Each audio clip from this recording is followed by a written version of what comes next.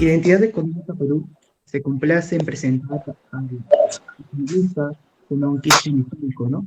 Quien es egresado en Economía de la Universidad Nacional San Cristóbal de Huamanga, ¿no? El profesor Zenón Quispe eh, ha tenido una maestría en Economía Política por la Universidad de Boston. Actualmente es candidato a PhD de la Universidad de Oxford en Inglaterra, ¿no? Es asesor de investigación económica en el Banco Central del Perú. Se desempeña actualmente como catedrático de la Universidad de Piura y es profesor de la maestría de Economía de la Católica, ¿no? El profesor Zenón Quispe ha tenido innumerables publicaciones, tanto para la Universidad Católica como para el Banco Central, entre las que se destacan en el 2021 la estabilidad monetaria en el Perú y reservas e intervención en el Perú, ¿no? Profesor Zenón Quispe, ¿qué tal? Puede empezar con su presentación. Jóvenes, muy buenas noches. Agradezco muchísimo a Identidad Económica el habernos invitado. Os agradezco en particular por parte del Banco Central de Reserva del Perú. Y creo que esta su preocupación por entender bien este concepto de estabilidad monetaria y la forma como realmente influye sobre nuestra actividad económica es crucial. Por eso los felicitamos bastante. Sin embargo, son épocas en las cuales ustedes jóvenes economistas que están preocupados por su formación, debemos internalizar todos los cambios que se están produciendo a nivel global. Antes de comenzar con mi presentación, siempre quiero recomendarles algo, ¿verdad? Ustedes han visto cómo todos los procesos se han digitalizado, se han modernizado, ¿verdad? Estamos en un mundo nuevo donde todas las cosas se están desarrollando bajo la forma de aplicaciones en todos los campos, en todas las áreas de cada campo, por ejemplo, de la economía también. Por consiguiente, jóvenes, debemos recordar que es crucial formarnos también aprendiendo todas aquellas herramientas que nos permitan aprender a hacer aplicaciones. Desde esa perspectiva, yo les recomiendo que comiencen a aprender a usar el Python, a programar en el Python, empiecen a manejar grandes bases de datos de cualquier cantidad de información, interpretarlas, porque ese es el reto. Recuerden que el economista lo que tiene que hacer es, con base a el buen manejo, el buen uso de toda la información que nos provee el ciberespacio, ¿verdad?, poder interpretar toda esa información, todo lo que podamos encontrar y luego, con base a esa interpretación, hacer recomendaciones económicas que redunden en el bienestar de la sociedad para el cual ustedes quieren hacer esa recomendación. Pero para hacerlo bien, necesitas conocer bien la herramienta. Ya ustedes han visto, todo está cambiando. Ha aparecido el chatbox, la nueva versión del chatbot, ¿verdad? ¿Qué cosa implica esto? Que todo está cambiando. Por ejemplo, estos buscadores de Internet como el Google van a cambiar en el futuro, si es que no desaparecen, van a cambiar en el futuro porque el chatbot, en la última versión que acaba de publicarse ahora en diciembre, por ejemplo, a uno le permite preguntar lo que desee y automáticamente te desarrolla un texto y te cuenta todo referente a ese tema. ¿Se dan cuenta? Todo eso ha sido desarrollado con el Machine Learning, con base a captura de información bajo el esquema del famoso web scraping, que tú puedes hacerlo con Python, ¿verdad? Y entonces desarrolla todo un enunciado y te explica. Ahora bien, obviamente eso va a cambiar incluso la forma de hacer las cosas, de trabajar, porque todo lo que va a hacer el Machine Learning, ¿verdad?, es recopilar toda la información, ordenarla, ponerla en un texto escueto y decirle toda la información que pueda capturar con respecto a ese tema. Pero lo que no puede hacer una máquina es interpretar, explicar las causas y, con base a esa interpretación, hacer recomendaciones. Ustedes, nosotros como economistas, tenemos que interpretar, hacer recomendaciones en función a lo que implique para el bienestar de la sociedad. Eso tiene que ser.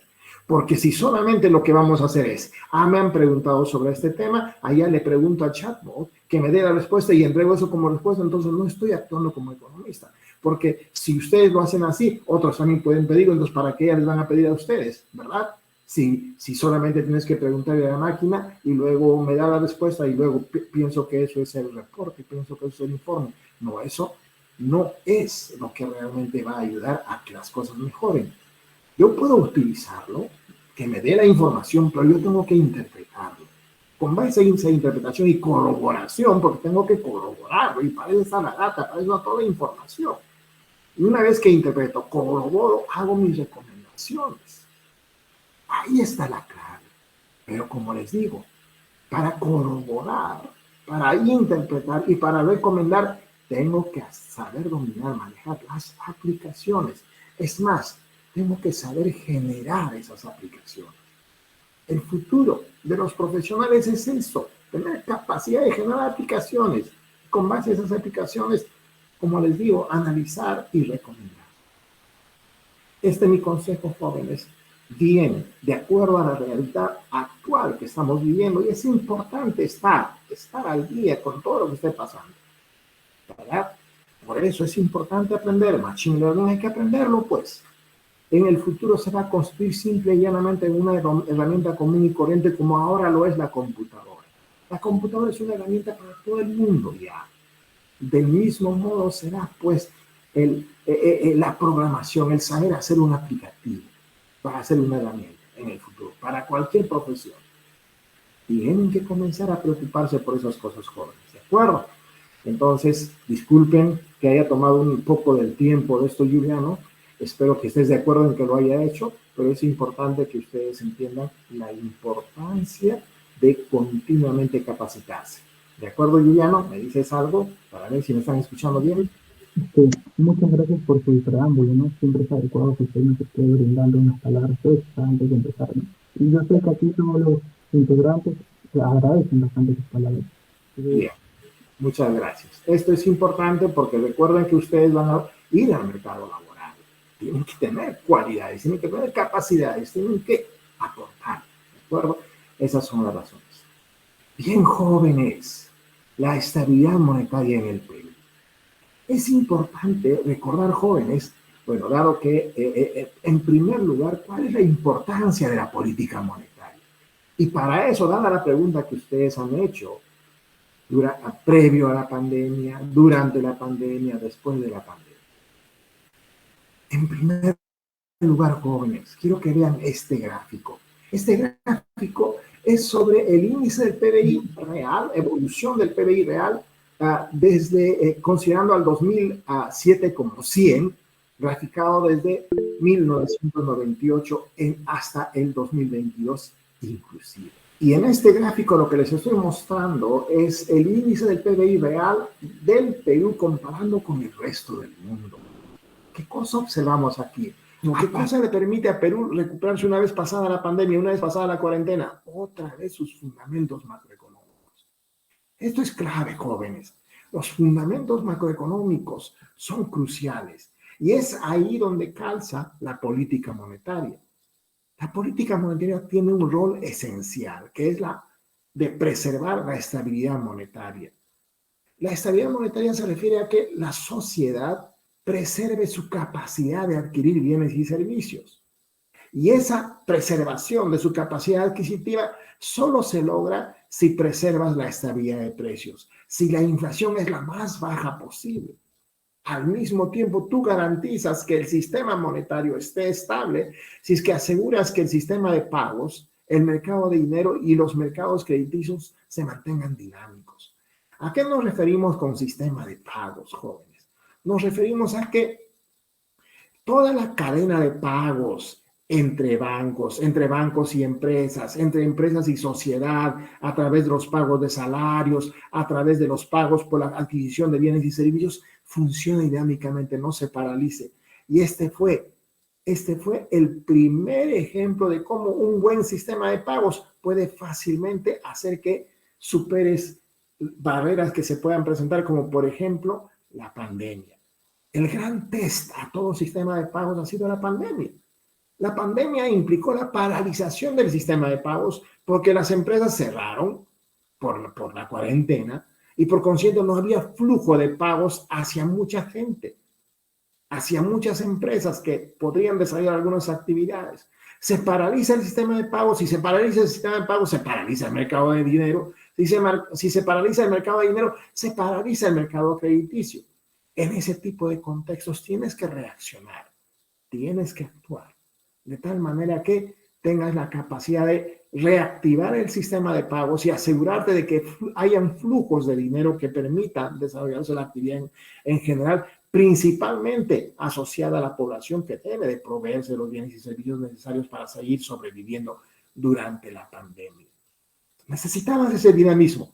Obviamente, en el caso de Perú, se activó gracias a la acción rápida del Banco Central de la Reserva del Perú en coordinación con el Ministerio de Economía y Finanzas para desarrollar su sistema de crédito reactiva garantizado por el Estado. Pero el Banco Central desarrolla ese programa, pero necesitabas la garantía del Estado porque tú no quieres que después se traduzca en grandes hiperinflaciones. Y necesitabas la administración de este esquema, y la administración de este esquema lo tenía que hacer otra institución porque el Banco Central es macroeconómico, no es microeconómico. El Banco Central no tiene la infraestructura como para poder elegir a qué empresa le prestas. Necesitabas una infraestructura que tenga esa capacidad, y ese fue el rol de COFIDE.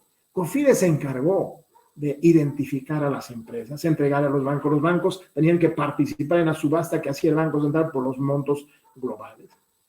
Esa fue la manera como se activó esto, ¿de acuerdo? Pero es importante, jóvenes, es crucial.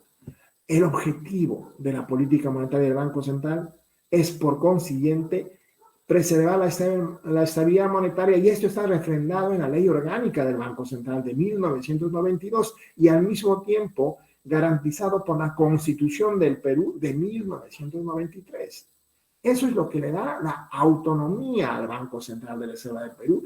Y esta autonomía del Banco Central de la Reserva del Perú, junto a su reputación, credibilidad y transparencia, son fundamentos cruciales para que este Banco Central pueda implementar una política monetaria efectiva que permita preservar el valor de la moneda nacional. Y lo logra mediante la estabilidad de precios. Y obviamente, ¿cómo es que este marco institucional actúa de tal manera que el Banco Central pueda cumplir eficientemente su rol? Ese Banco Central debe ser autónomo.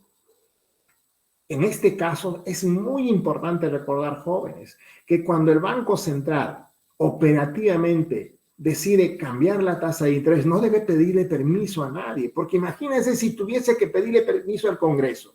El Congreso, como es su característica normal en todos los países del mundo, ocurre eso, van a querer discutirlo, van a querer votar ese punto, ¿verdad? Elegir si es que aceptan o no ese punto. ¿Cuánto tiempo pasaría hasta que finalmente le den permiso al Banco Central de cambiar la tasa de interés? Ya la inflación nos estaría superando mucho más allá de lo que normalmente estaríamos observando. Por eso es que es crucial que ese Banco Central tenga independencia operativa.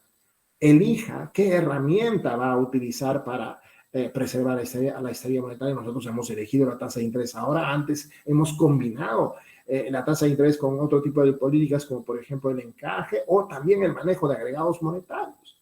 Pero necesitamos autonomía para hacerlo. Al mismo tiempo necesitas autonomía financiera, es decir, cuando el Banco Central modifica la tasa de interés, no es por el solo hecho de que el Banco Central diga voy a subir la tasa de interés, efectivamente la tasa de interés va a subir. No, lo que tiene que hacer el Banco Central es generar las condiciones para que suba esa tasa de interés en el mercado de dinero, es decir, para que los bancos valoren el dinero a una mayor tasa de interés, tienes que hacer operaciones de mercado abierto. Tienes que retirar excesos de liquidez de los bancos para que el valor en términos de tasa de interés suba. Pero, ¿cómo hace el Banco Central esa operación de mercado abierto? Ese retiro de exceso de liquidez. Les ofrece a los bancos títulos, papeles. Ese título, ese papel tiene que tener respaldo para que los bancos lo acepten. ¿Y qué cosa es lo que respalda cualquier papel, cualquier título que uno emite? Su autonomía financiera. Que eres solvente financieramente. Cuanto más solvente eres financieramente, eres sujeto de crédito de hacer este conjunto de operaciones. Por eso la autonomía financiera del Banco Central es clave. Todo esto junto con la transparencia. El Banco Central todos los días publica todas las operaciones que ha hecho. en el mercado. A las 6 de la tarde ustedes entran a la página web y ya ven toda la operación que el Banco Central ha hecho en línea con sus objetivos de política monetaria. Al mismo tiempo, construye reputación que le otorga credibilidad. El Banco Central de Perú ha conseguido la credibilidad no solamente a nivel nacional, sino a nivel mundial, que se ha reflejado inclusive en la premiación del presidente del Banco Central, hasta en 2 oportunidades como el mejor banquero central del mundo. Hasta en 2 oportunidades. Julio Velarde fue nombrado como el mejor banquero central del mundo. Y en varias oportunidades como el mejor banquero central de la región. Ahora bien, nosotros que trabajamos en el Banco Central nos sentimos también dentro de esa premiación, porque él necesita un equipo. Y ese equipo tiene que ser efectivo, tiene que ser eficiente para que realmente logremos esa estabilidad monetaria. Y esa capacidad técnica de los funcionarios del Banco Central no es sin esfuerzo que uno pueda lograrlo. Recuerden que el Banco Central contrata a sus economistas, y aquí les quiero aconsejar algo fundamental, esencial, jóvenes, a través del curso de verano del Banco Central. Jóvenes, capacítense, estudien más, postulen al Banco Central a través de su curso de verano. No solamente les va a servir para entrar al Banco Central, les va a servir también para entrar a muchas otras instituciones. Y al mismo tiempo les va a servir también para conocer, establecer redes de contacto, ¿verdad? Es crucial, es fundamental en tu vida profesional hacer aquello y avanzar, ¿de acuerdo? El curso de verano del Banco Central cada año ocurre los meses de enero, febrero y marzo. Por ejemplo, ahorita están en pleno curso de verano. Yo dicto clases en el curso de verano del Banco Central, también en el curso de teoría monetaria precisamente. Ya dicté a inicios de febrero mis clases. Ya estoy por entregar las notas, ¿no? de mi curso. Y así, jóvenes, el Banco Central selecciona a su personal técnico desde 1960. Eso te permite solvencia técnica. ¿De acuerdo? Yo a ustedes siempre les aconsejo estas cosas. Vayan al Banco Central. Ahora, ¿cómo funciona esto? El marco institucional. Hay 2 autores, Jacome y Vázquez, han estudiado las implicancias de la autonomía del Banco Central. Fíjense lo que pasaba. Aquellos bancos centrales más autónomos tienen las tasas de inflación más bajas.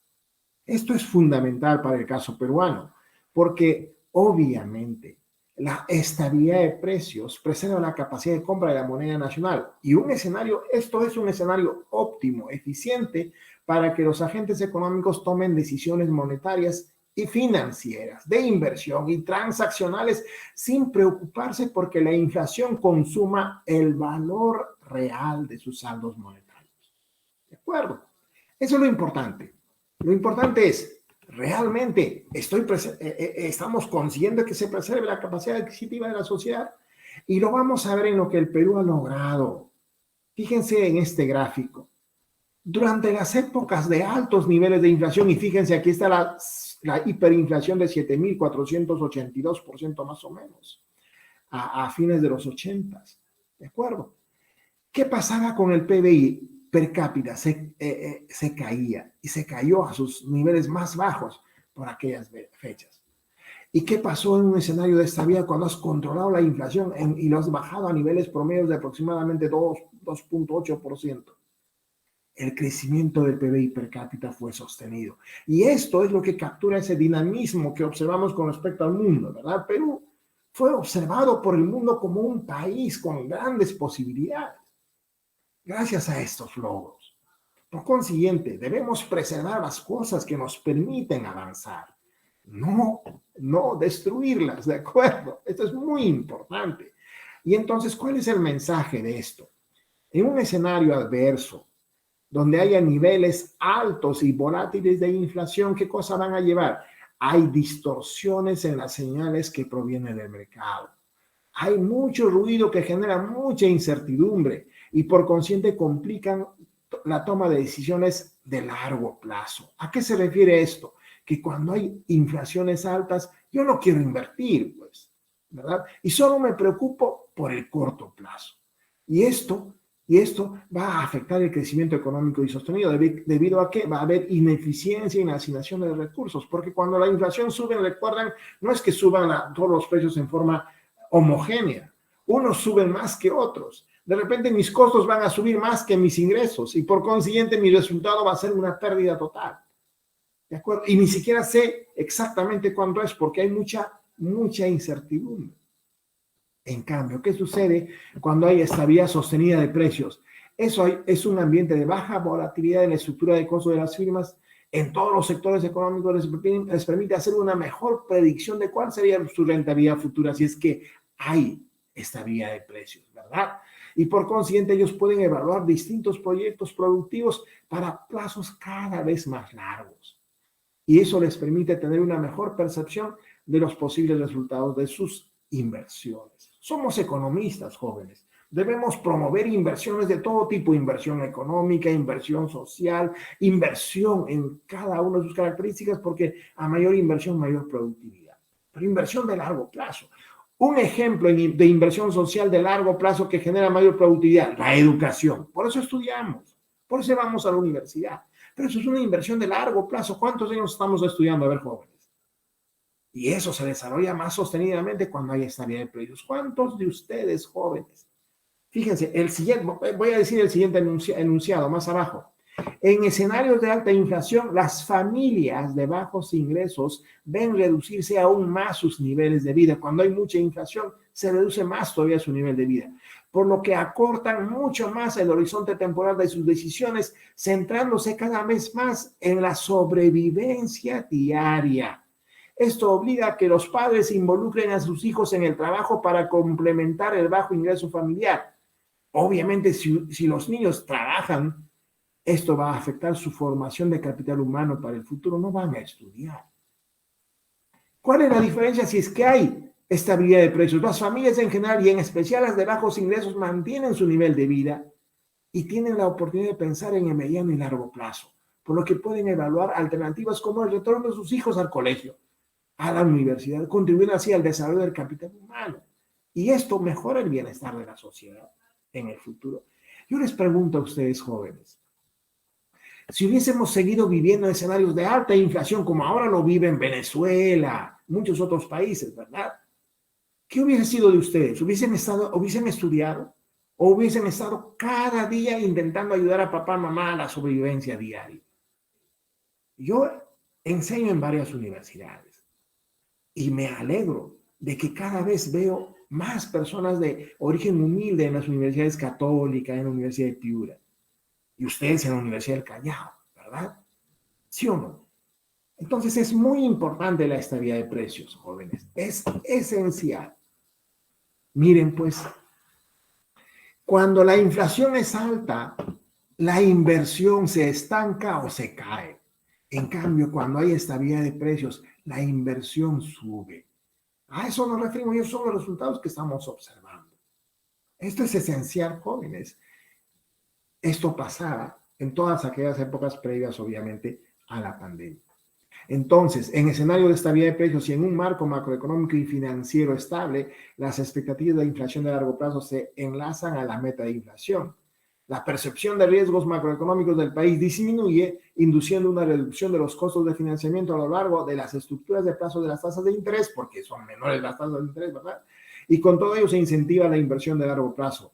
Esta última fomenta aún más las perspectivas de crecimiento sostenido y amplía las posibilidades de un mayor desarrollo económico. Esto es crucial. Y eso es lo que ha conseguido Perú. Miren acá. El índice global de inversión contemplando esos países del mundo, ¿verdad? Miren lo que pasó en el Perú. Gracias a la estabilidad, principalmente desde la implementación del esquema de metas de inflación, como ustedes verán, el dinamismo de inversión en Perú también creció en forma importante y eso es lo que sostuvo ese crecimiento, ese dinamismo sostenido. ¿Queremos perder esas cosas o debemos fomentarlos, jóvenes? Es crucial, ¿no? Esto es esencial. En conclusión, para esta parte, la estabilidad monetaria, jóvenes, cuando es sostenida, induce a los agentes económicos a tomar decisiones económicas sin tener que preocuparse por la inflación. Decisiones con horizontes temporales de largo plazo Eso es un elemento fundamental para fomentar un mayor desarrollo y crecimiento económico sostenido, con una mayor participación en la economía global y buscando siempre alcanzar los estándares de una economía desarrollada. Es importante. Es importante. Ahora, en las cosas que Juliano me pidió, era que comentáramos, y en este escenario, ¿qué pasa con las principales variables macroeconómicas, verdad? Les voy a replicar aquí algunos indicadores que presentó el doctor Julio Velarde en el reporte de inflación de diciembre. El nuevo reporte de inflación se va a publicar en este mes de marzo. La próxima semana, el día viernes, el presidente del Banco Central, el doctor Julio Velarde, presentará las nuevas proyecciones para proyecciones macroeconómicas, ¿verdad? Para el 2023-2024. Así que hay que estar atento a esas nuevas proyecciones. Lo que aquí yo tengo es la de diciembre, ¿de acuerdo? Pero ¿qué se veía ya en diciembre? ¿No? Se veía una disminución en el crecimiento mundial del 2023. Las proyecciones previas eran todavía onerosas. Ahora, inclusive las proyecciones en diciembre decían que el crecimiento mundial se iba a reducir. La inflación global, si bien es cierto que moderó su tendencia alcista, pero permanece muy por encima de las metas de los bancos centrales. Fíjense, las metas de los bancos centrales. Chile, su meta es entre 2 y 4%, su inflación actual 13.3%. Colombia, entre 2 y 4%, y el nivel 12.5%. Perú, entre 1 y 3, el nivel 8.4%. Y así, Turquía, 84%, Ucrania, 26%, Rusia, 12%, Italia, 11.8%, la eurozona, 10%, el Reino Unido, 10.7%, ¿verdad? Así pueden ver ustedes, todos los países, por encima de sus metas, ¿de acuerdo? Todas estas cosas implican comportamientos específicos en una variable crucial para la economía peruana, los términos de intercambio. Los términos de intercambio se revisan a la baja, pero se mantienen todavía por encima de los niveles prepandemia. Fíjense ustedes, los niveles prepandemia, ¿verdad? Los niveles prepandemia, no 25, ¿no? Y luego, durante la pandemia, ocurre un extraño salto y luego nosotros estamos ahorita a niveles de 100 todavía por encima del nivel prepandemia. ¿Qué significa que un término de intercambio sea mayor que otro momento? Que el precio de los exportables, de nuestras exportaciones, es relativamente mayor que el precio de los importables de ese otro momento. Y eso debería reflejarse en una mejor posición de la balanza comercial. Sin embargo, ¿qué significará esta caída de los términos de intercambio de 115 a 100? ¿Verdad? Lo que eso va a significar es que los superávites comerciales del 2022 y 2023 serían menores al nivel extraordinario de 2021, principalmente por la caída de los términos de intercambio. Un término de intercambio baja porque los precios de los exportables están disminuyendo y los precios de los importables están subiendo. Y en ese caso, nuestra balanza comercial sufre y tiene presiones deficitarias, pero debido a ello. Entonces, estas cosas tienen esa relación y es importante mirarlos, ¿de acuerdo? Algo está pasando otra vez con el sistema. Si se cuelga, no se preocupen, nos volvemos a conectar. Obviamente, jóvenes. Luego tiene su correlato con la cuenta corriente de la balanza de pagos como porcentaje del PBI. El nivel más deficitario de 4,5% del 2022 comenzaría a suavizarse en los próximos 2 años, ¿de acuerdo? Esto es importante recuperar. De todas maneras, Chile y Colombia tienen mayores déficits que Perú. México está mejor, Brasil también, pero ojalá que Perú recupere otra vez el liderazgo global que antes tenía al respecto. ¿Y cómo eso afecta al nivel de actividad? ¿Y qué con respecto al nivel de actividad económica, jóvenes? Una de las maneras de observar el impacto en la actividad económica es a través de la planilla electrónica. En octubre, la cantidad de empleos formales aumentó, esto es en octubre del 2022, aumentó en 6,4%. ¿Se dan cuenta? Estos son datos de aquel hacia octubre, porque estamos presentando el reporte de inflación de diciembre, como le decía. ¿Qué otra variable? Miramos, actividad económica. Se revisó ligeramente la proyección del 2022 y 2023 hacia la baja por un menor crecimiento de las actividades primarias y no primarias, respectivamente. Para el 2024 se estima un crecimiento del PBI de 3%. Estos números pueden revisarse relativamente en el reporte de inflación que el próximo viernes va a presentar el doctor Julio Velarde. Todavía estamos estudiando todas las proyecciones. Hay que ver lo que últimamente está aconteciendo. Recuerden que hace una semana, menos de una semana, hubo un pequeño, yo diría, inestabilidad del sistema financiero global por la quiebra del Silicon Valley Bank y otro banco más. Y en Europa el Credit Suisse también está ahí en momentos muy inestables. Entonces, esto puede llevar a revisar proyecciones. Hay que ver qué va a pasar con las tasas de interés a nivel global también, ¿verdad? Pero cada uno de estos detalles tenemos que contemplarlo rápidamente. Otro de los elementos esenciales para conseguir estabilidad macroeconómica, jóvenes, es que haya disciplina fiscal. En el 2020 hemos tenido un récord de déficit de menos 8,9%, pero este récord de déficit es porque estábamos atendiendo los problemas de la pandemia. Obviamente hay que recuperar rápidamente este escenario y estaríamos volviendo a niveles por debajo de 2% en el horizonte de proyección del 2014 hacia el 2024 en este caso, ¿no? 2023, 2024. ¿De acuerdo? Esa es la idea. ¿Cierto? Esa es la idea. Y otro de los elementos que nos permiten todavía decir que Perú está encaminado a preservar los fundamentos macroeconómicos que aseguran dinamismo en el largo plazo, siempre y cuando no cambiemos otras cosas esenciales, ¿verdad? Es el nivel de deuda del sector público, ¿cierto? El nivel de deuda del sector público subió a 35,9% en el 2021. Se estima que el 2022 habría cerrado en 34,1%, ¿verdad? Y seguiría reduciéndose hacia adelante. Esto es crucial. Perú tiene uno de los niveles, es el nivel de deuda pública como porcentaje del PIB más bajo que los otros países de la región, desde el 2019 hasta la fecha. Miren, Brasil 88%, Uruguay para el 2022 61% Colombia, 61% Ecuador, 58% México, 56% Paraguay, 39% Chile, 36% Perú, 34%. Jóvenes, estos son elementos esenciales. Eso es la razón de por qué el dinamismo. No malogremos esas cosas, ¿de acuerdo? Obviamente, cuando tienes solvencia desde esa perspectiva, tienes disciplina fiscal, estabilidad monetaria, la cotización de los bonos soberanos, el rendimiento de los bonos soberanos son también bajos. ¿Qué cosa es el rendimiento de los bonos soberanos? Es la tasa de interés que el mundo le cobra al Perú al aceptar los bonos del Tesoro peruano. ¿De acuerdo? Por ejemplo, en diciembre de 2022, Perú 7,8%, ¿no?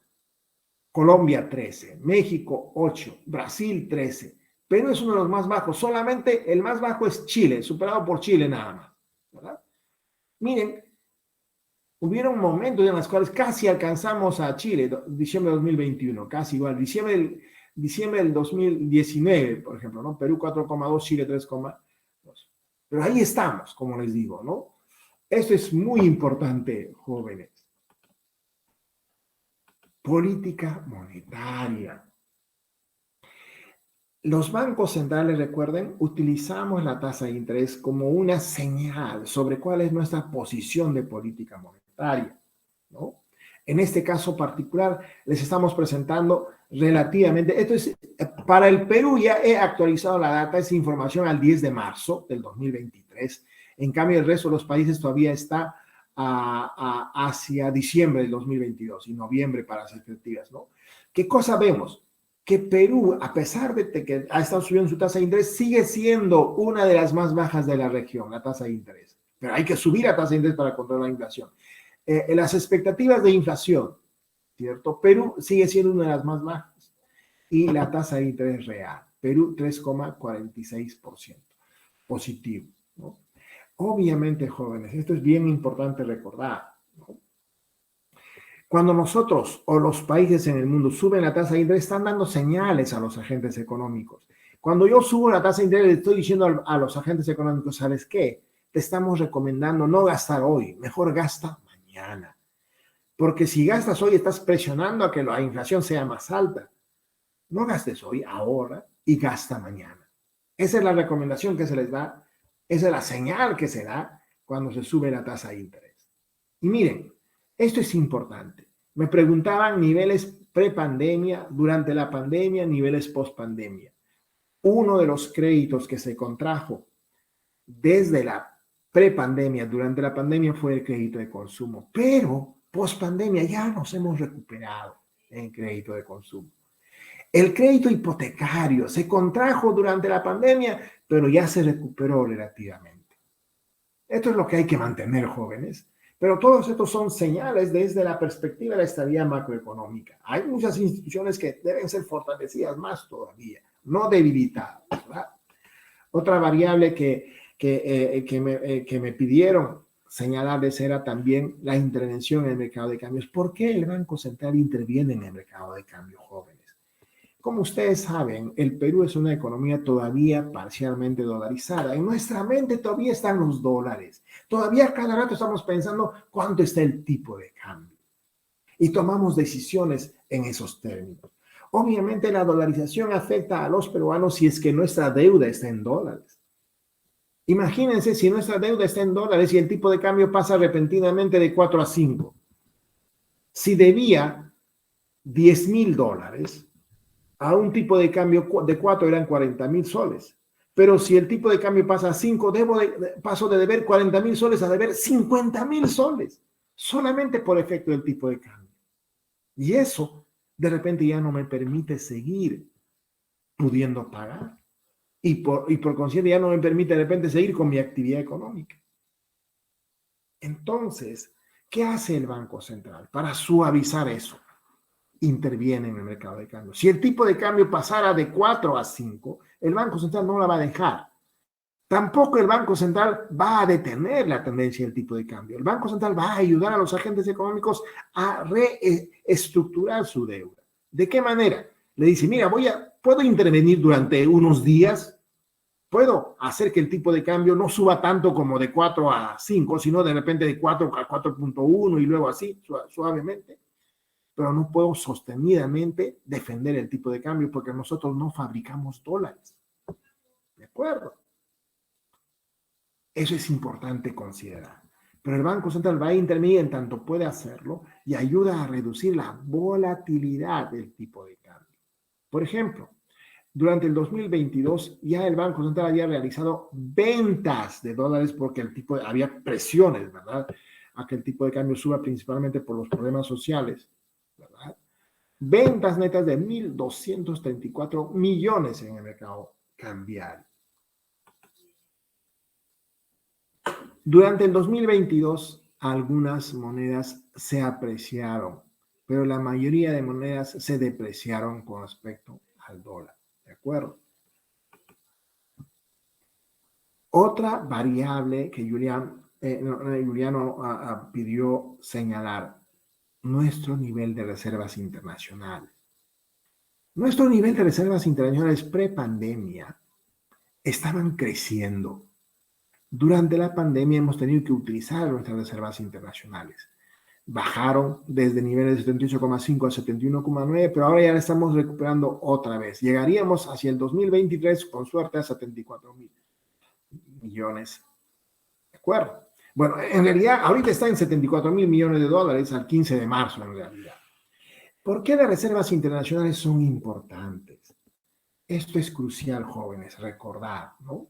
Siempre he dicho a mis estudiantes también al dictar yo clases, ¿no? Imagínense una familia jóvenes que tiene un carro o una familia con un pequeño negocio y que tiene un carro para ese pequeño negocio. Si esta familia ve que su carro se malogra, si no tiene un seguro, va a tener problemas, porque ese carro va a estar parado y su negocio va a estar parado debido a que el carro está parado porque se malogró. Eso es porque no tenía seguro. Pero si tiene seguro, esa familia tranquilamente puede, a través del seguro, hacer que rápidamente reparen ese carro y seguir con su actividad económica. El seguro ayuda a que estas cosas se resuelvan rápidamente. Bueno, o si no tienes seguro, ahorra pues, ahorra. Y tu ahorro servirá pues para cuando se malogre el carro puedas repararlo. Bueno, pero para un carro hay seguro. Bueno, pero para un país no hay seguro.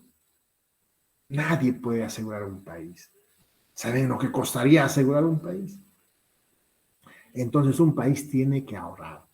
¿Y cómo se manifiesta ese ahorro? En sus reservas internacionales. Al Perú estas reservas internacionales han ayudado muchísimo a rápidamente superar los efectos de la crisis financiera de 2007-2008. Y ahora, rápidamente, actuar durante la pandemia. Y como ustedes verán, las reservas internacionales de Perú representan el 30,2% del PBI, superiores a lo que es de Brasil, Colombia, México y Chile. Es más, Brasil, Colombia, México y Chile tenían niveles mucho más bajos que lo que estamos viendo ahora. Más bien, al ver que funciona, recién están comenzando a acumular. Chile tenía mucho más bajo que 12%. Están comenzando a acumular, dándose cuenta que esa es la política apropiada a seguir. ¿De acuerdo? Obviamente hay riesgos en estas proyecciones de que será para este reporte de inflación. Y uno de los principales riesgos, presiones al alza de tipo de cambio, salida de capitales por volatilidad financiera externa. Ojo, este reporte se presentó en diciembre y ya nosotros estábamos previendo de que hay riesgos, como por ejemplo si se presentara volatilidad financiera externa. Y eso haría que esas proyecciones cambien. O que la crisis actual energética y alimentaria, ¿verdad?, sigan prolongándose y por consiguiente llevaría a la alza las proyecciones de la inflación. O que hay un menor nivel de actividad económica local, de no recuperarse la confianza empresarial y del consumidor y de haber demoras en la ejecución del gasto público. O desaceleración del crecimiento global que implicaría un aumento del tipo de cambio en el corto plazo y un menor crecimiento en el mediano plazo. ¿De acuerdo? Esas son algunas cosas que he rescatado del reporte de inflación. Ahora, ¿qué es lo último, jóvenes? ¿Qué es lo último? Con eso vamos a terminar. Juliano, dime si todo está bien. Sí, profesor, todo excelente. Sí se puede Muy visualizar bien. y se escucha muy bien. Muy bien. Ahora, jóvenes, lo último. El programa monetario de marzo del 2023. El Banco Central ha estado subiendo su tasa de interés desde agosto del 2021. Lo ha hecho anticipadamente para que todo esto sea un ajuste gradual y al mismo tiempo controle las presiones inflacionarias que hay en Perú. Por eso que, si bien es cierto, la inflación todavía está alta, pero es menor que el resto de América Latina en Perú.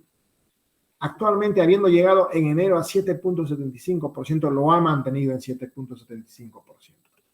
El Banco Central comunica su política monetaria mediante una nota informativa que cada mes publica durante la segunda, generalmente la segunda semana de cada mes. ¿De acuerdo? Por ejemplo, esta es la del 9 de marzo del 2023. ¿Qué dijimos el 9 de marzo del 2023? El director del Banco Central de Reserva del Perú acordó mantener la tasa de interés de referencia en 7,75%. Esta decisión no necesariamente implica el fin del ciclo de alzas de la tasa de interés. Futuros ajustes en la tasa de referencia estarán condicionados a la nueva información sobre la inflación y sus determinantes, incluyendo los efectos macroeconómicos de los acontecimientos sociales recientes. Y ahora, obviamente, este niño que ha aparecido, ¿verdad?, con el fenómeno Yaku, está contemplándose también en las proyecciones que seguramente se están revisando arduamente. Estamos revisando en el Banco Central arduamente estas cosas para lo que vamos a publicar la próxima semana en el nuevo reporte de inflación. Yo les aconsejo que estén atentos a la página del Banco Central el viernes de la próxima semana, porque ahí vamos a publicar las nuevas proyecciones incorporando esa turbulencia última financiera internacional de la semana pasada y el efecto Yaku, ¿verdad? El efecto Yaku. Pero este programa monetario todavía no tenía el efecto Yaku. Entonces, el Banco Central había decidido mantener su tasa de interés de referencia en 7,75. Obviamente, esta decisión, como les digo, no necesariamente implica el fin del ciclo de esas alzas. El Banco Central durante los momentos prepandemia, tenía una tasa de interés de alrededor de 2.5%, 2.75%. ¿Qué pasó con la pandemia? Bajamos nuestra tasa de interés a niveles históricos bastante bajos, 0.25%. Una vez que ya la cuarentena va relajándose, el Perú es uno de los primeros países emergentes que desde agosto del 2021 comienza a subir su tasa de interés porque la inflación, las presiones inflacionarias, ya saben ustedes que ya se estaban manifestando con cierta dureza, ¿verdad? No. Uno de nuestros estandartes de la estabilidad macroeconómica es la estabilidad de precios, los bajos niveles de inflación, y hay que recuperarla rápidamente. ¿De acuerdo? Eso es esencial. Obviamente, y estas tasas de interés ya están actualizadas al 8 de marzo. Miren, Perú 7.75, México 11%, Colombia 11.25, Chile 12.75, Brasil 13.75. Expectativa de inflación, el de Perú sigue siendo el más bajo. México 5, Colombia 5, Chile 7.28, Brasil 5.59. Tasa real, ex ante 3.46. El Perú está siendo menos restrictivo. Estamos ajustando, pero menos que el resto. El resto tiene que ajustar más. ¿Por qué? Porque sus inflaciones son mucho más altas. ¿De acuerdo? Esto es importante señalar. Miren todavía lo que está pasando en Perú. En febrero la tasa mensual de inflación fue 0,29%, sin alimentos fue 0,27%, a 12 meses la inflación se redujo de 8,66, en verdad poquito se redujo, a 8,65, prácticamente se mantuvo en realidad, ¿verdad? Mientras que sin alimentos y energía a 12 meses aumentó de 5,8 a 5,87%. Ambos por encima del límite superior al rango meta. Por eso es que el Banco Central tiene que mantener su tasa de interés alta por un tiempo, porque necesitamos controlar esta inflación. ¿De acuerdo? Obviamente, es el aumento significativo de los precios internacionales de energía y alimentos desde la segunda mitad de 2021. Y esto se acentuó por los conflictos internacionales, lo que llevó pues a que la tasa de inflación a nivel global alcanzara niveles no vistos durante muchos años, muy por encima de las metas de inflación de los bancos centrales, tanto en economías avanzadas como en las economías de la región, como ustedes verán. Ahí está, inflación total, ¿no?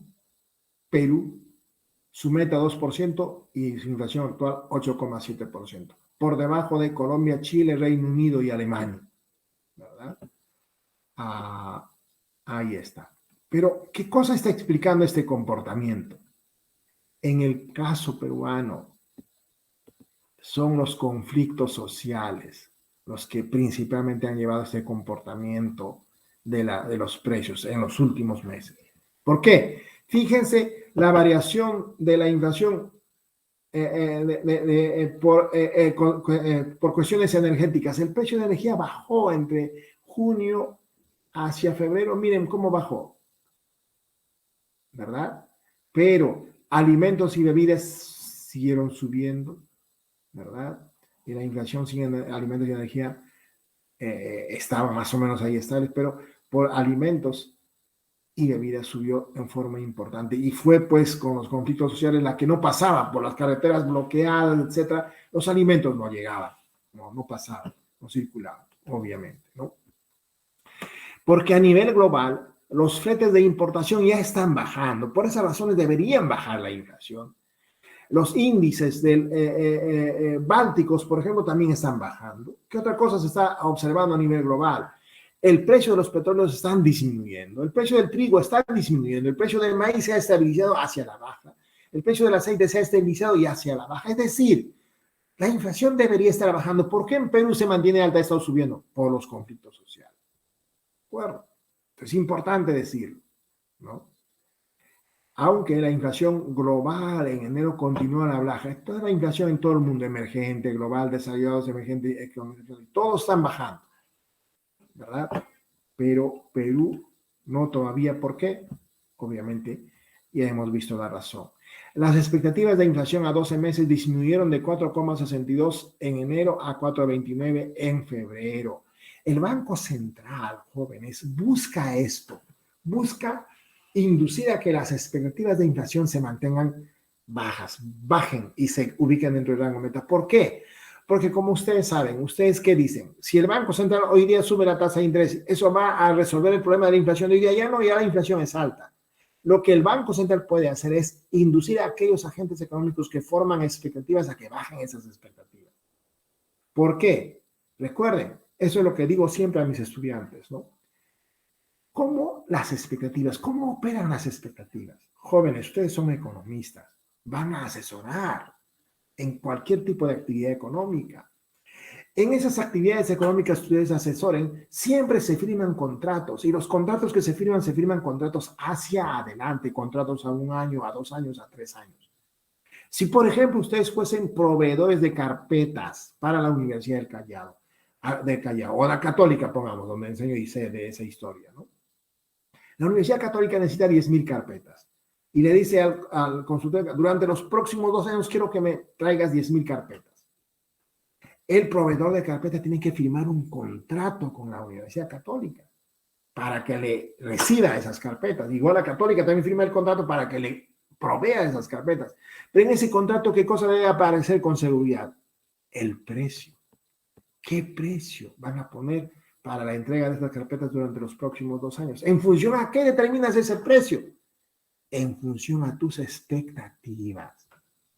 Obviamente, si el Banco Central consigue que esas expectativas estén al nivel de dentro del rango meta entre el 1 y el 2%, esas expectativas se firmarán, esos contratos se firmarán con una inflación de 2%. Y si el Banco Central no consigue anclarlas, entonces se firmarán con niveles más altos, ¿sí o no? Y en los siguientes 2 años la inflación será mayor que la inflación que estás buscando. Anclar las expectativas es clave, jóvenes. Y es ahí donde el Banco Central actúa normalmente. Obviamente, en este programa monetario de marzo se ha observado que la mayor parte de los indicadores adelantados y de expectativas sobre la economía se ha recuperado en febrero, aunque se mantiene en el tramo pesimista.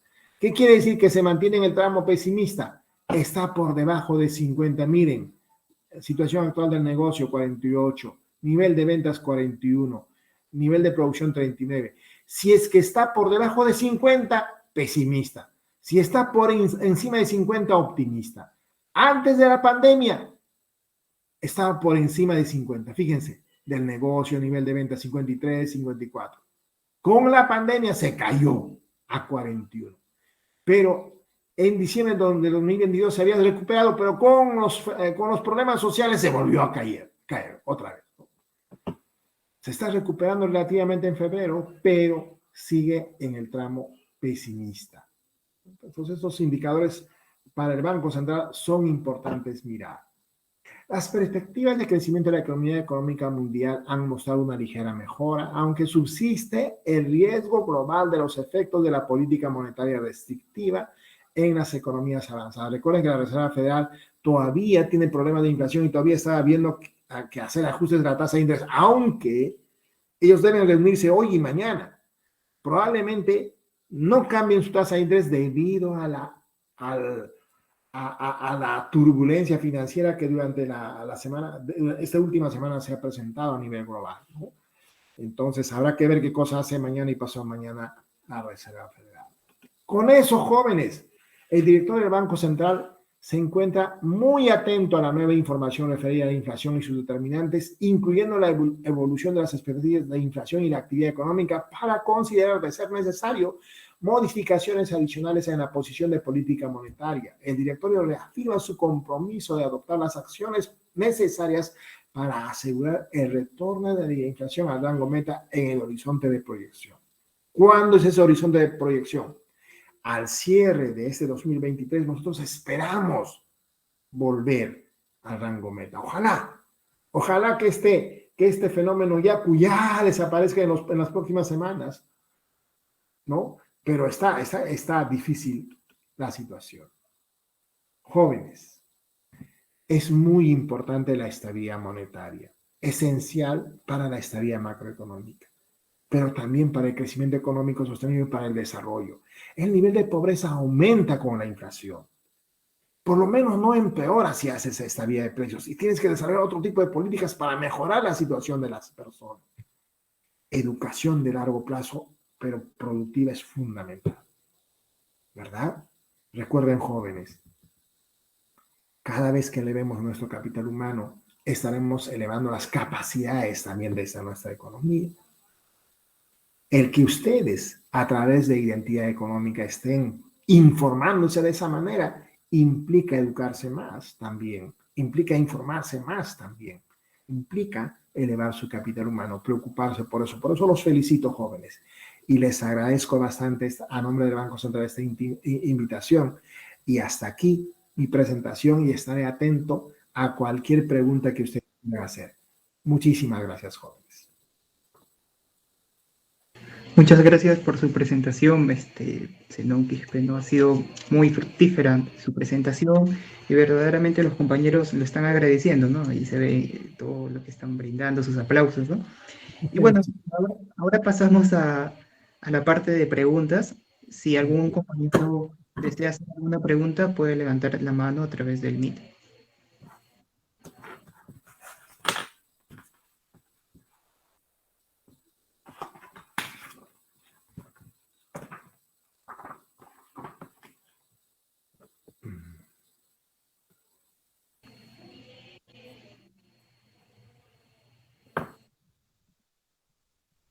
Adelante, sí escuchamos, adelante.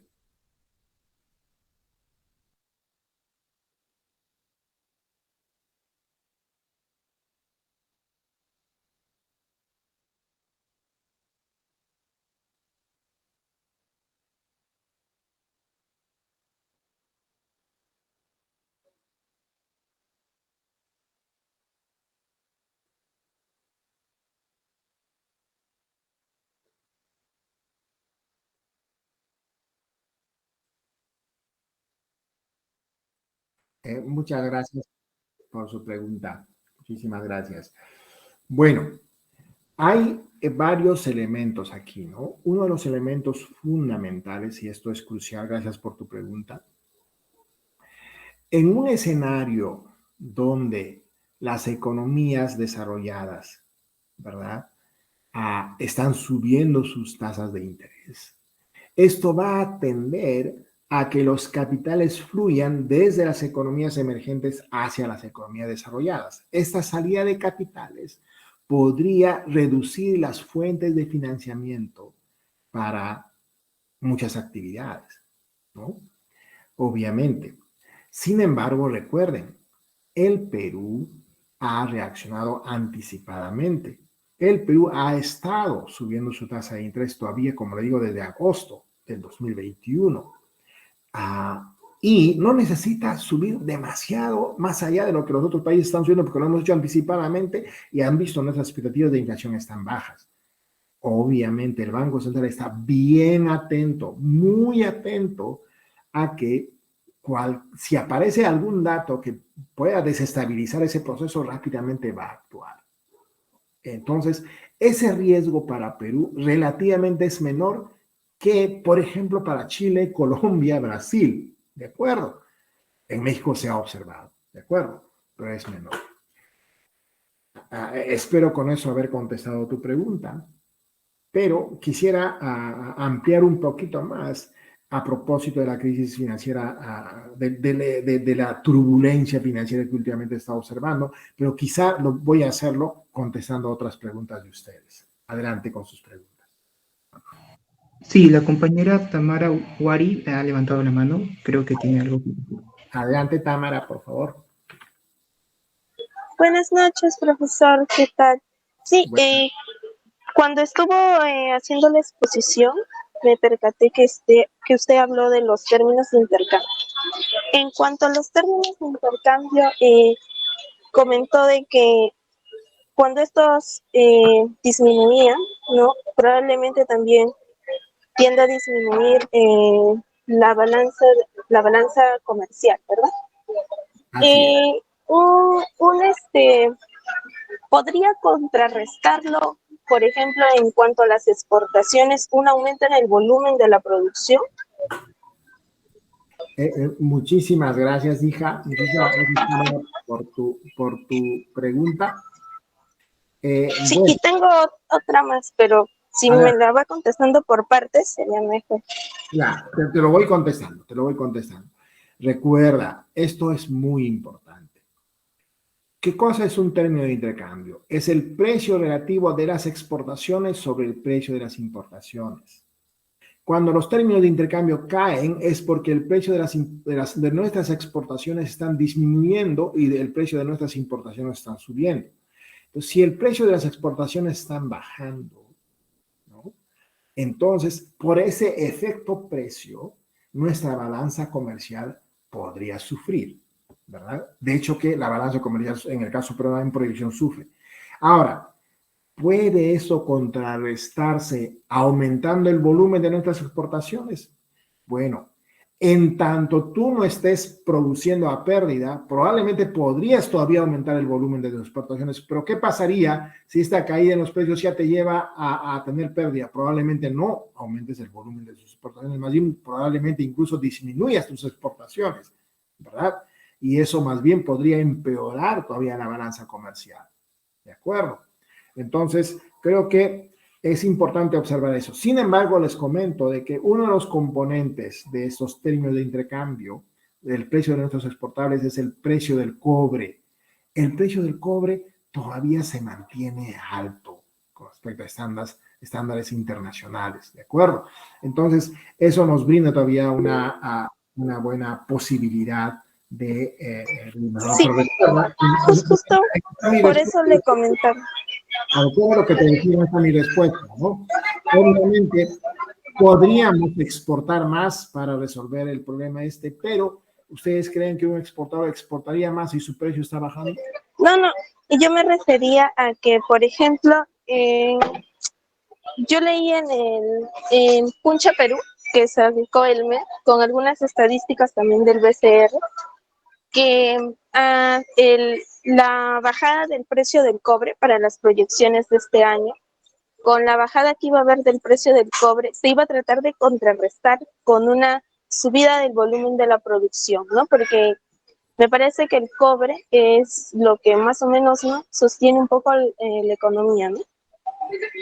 Perfecto. En verdad, como digo, el precio del cobre, justamente ahí te decía, ¿no? El precio del cobre todavía se mantiene alta relativamente y entonces todavía ahí tienes un espacio, ¿verdad? Tienes un espacio para impulsar, ¿de acuerdo?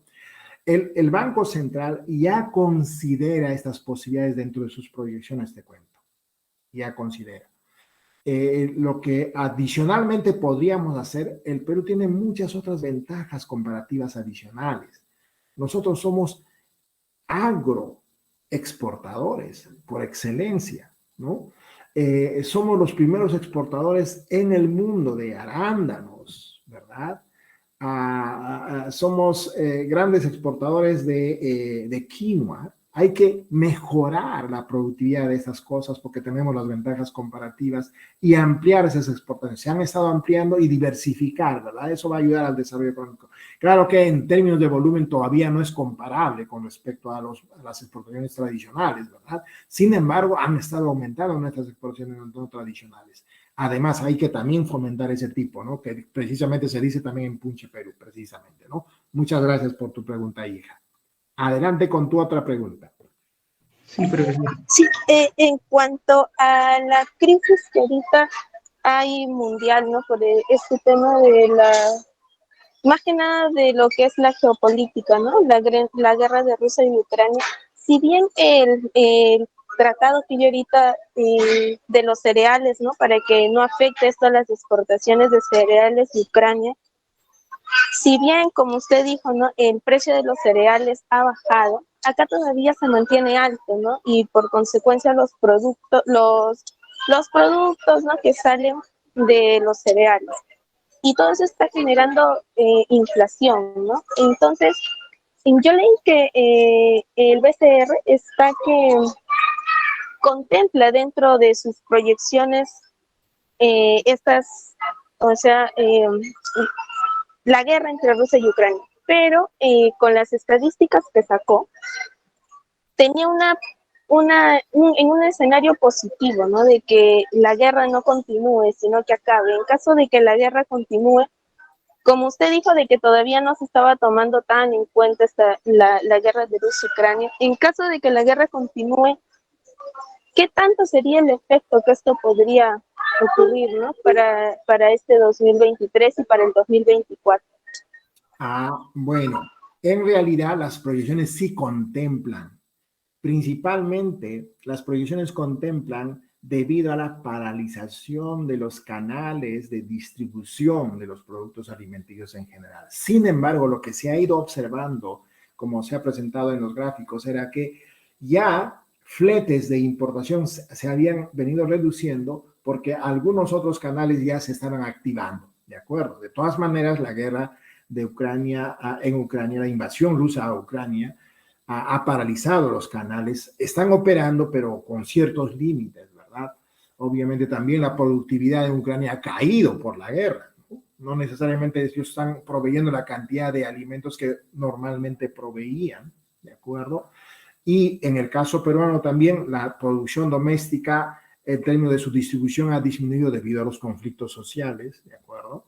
Entonces, en verdad, sí se contempla. Es más, siempre se ha contemplado esto de la guerra, las implicancias de la guerra de Ucrania, ¿no? Pero sí, en verdad, lo que se observa a nivel global es que los precios de estos cereales estarían bajando, incluso la del aceite también relativamente estarían bajando, ¿no? Maíz también deberían estar bajando, porque recuerden que ya eso de la guerra ya entró, ¿no? Y lo que está pasando del extremo de la paralización de los canales de distribución debido a la guerra ya se está más bien suavizando y deberíamos observar que bajen ante el estándar. A no ser que, ese fenómeno no se contempla todavía, de que se globalice la guerra. Eso ya es otro escenario, ¿no? Pero no creo que eso pase.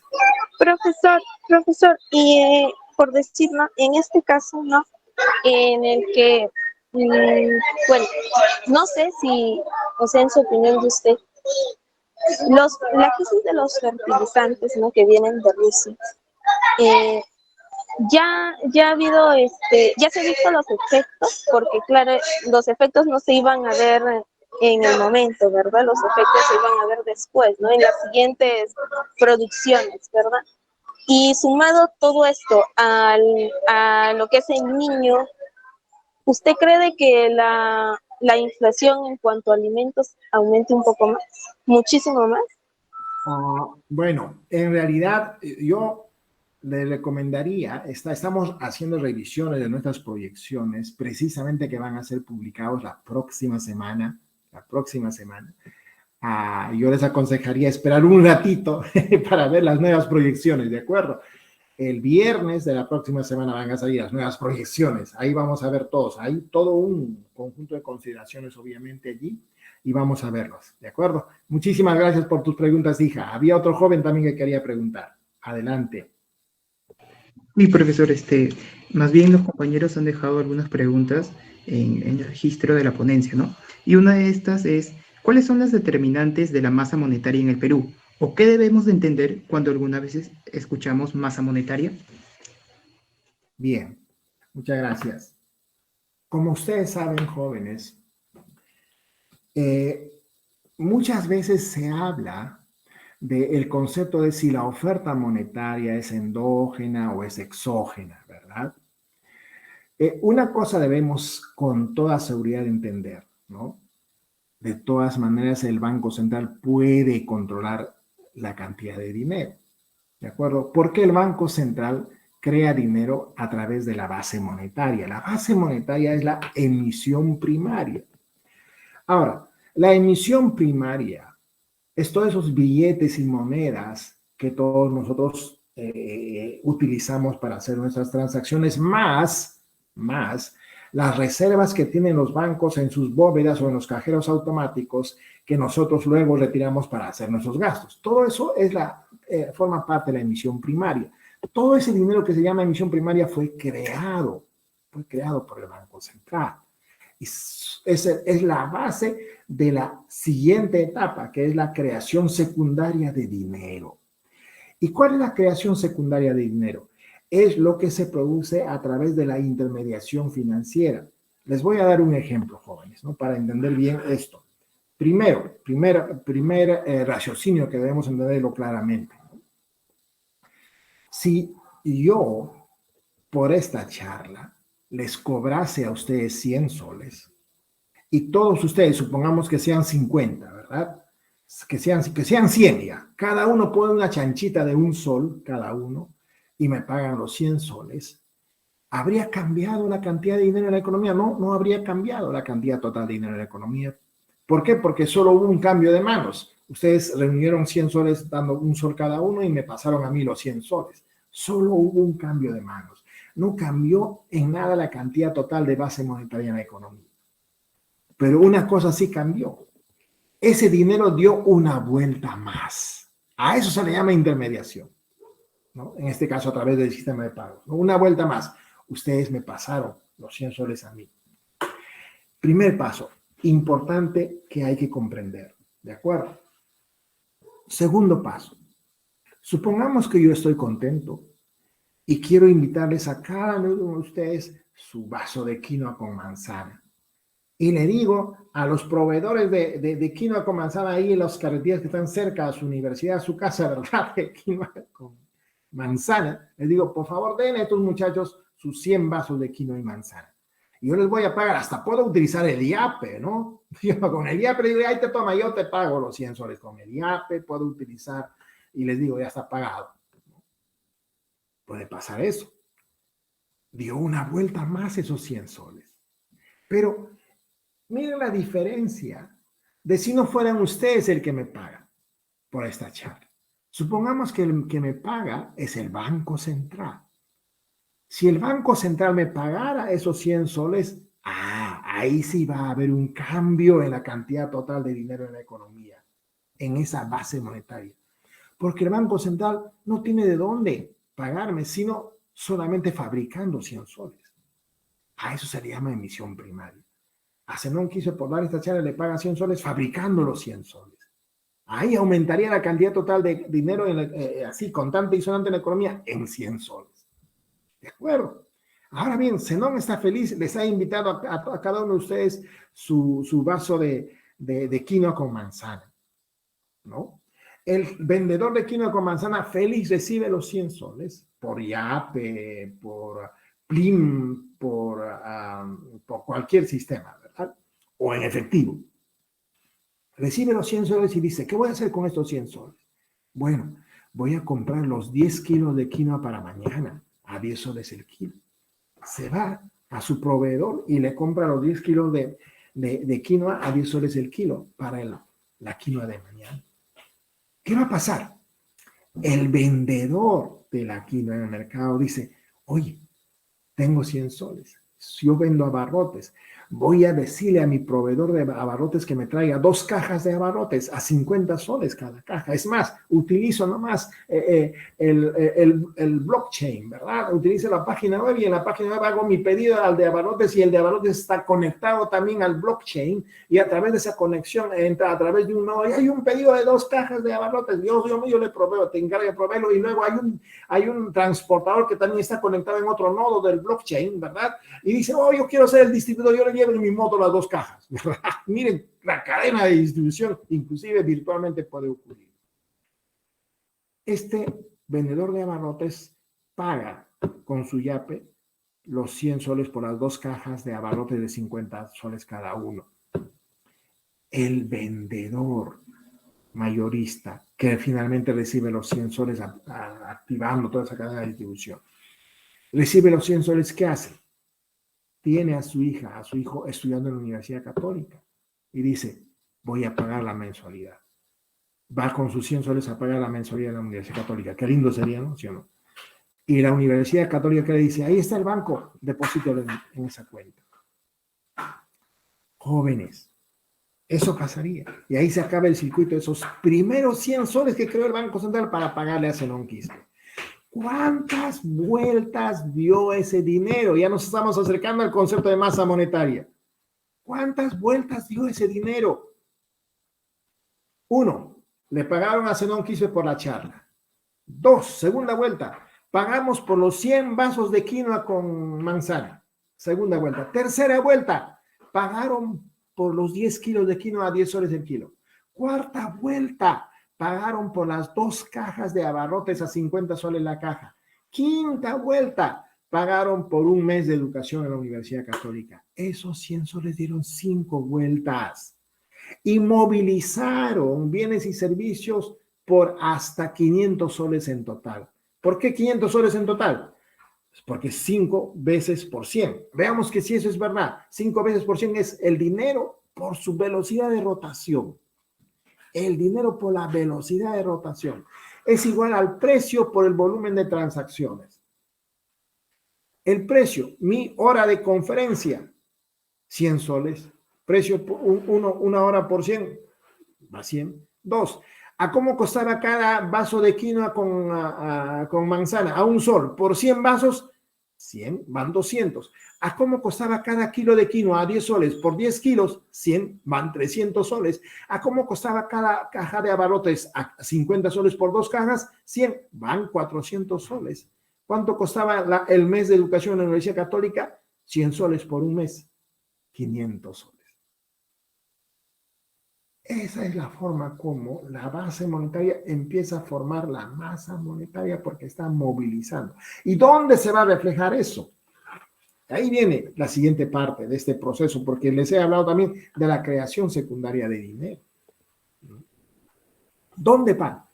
Recuerden, el padre de familia pagó la educación de su hijo de 100 soles en el banco. ¿El banco qué hace? Crea una cuenta a nombre de la universidad por 100 soles, porque ese dinero no le pertenece al banco, le pertenece a la universidad. Crea una cuenta por 100 soles. ¿En dónde? ¿En los activos o en los pasivos? En los pasivos del banco, porque ese dinero no es del banco, es de la Universidad Católica. Por consiguiente, es una obligación del banco con la Universidad Católica. Estará en su pasivo. Pero recibió 100 soles en efectivo. ¿Qué va a hacer con esos 100 soles ese banco? ¿Qué va a hacer ese banco con esos 100 soles?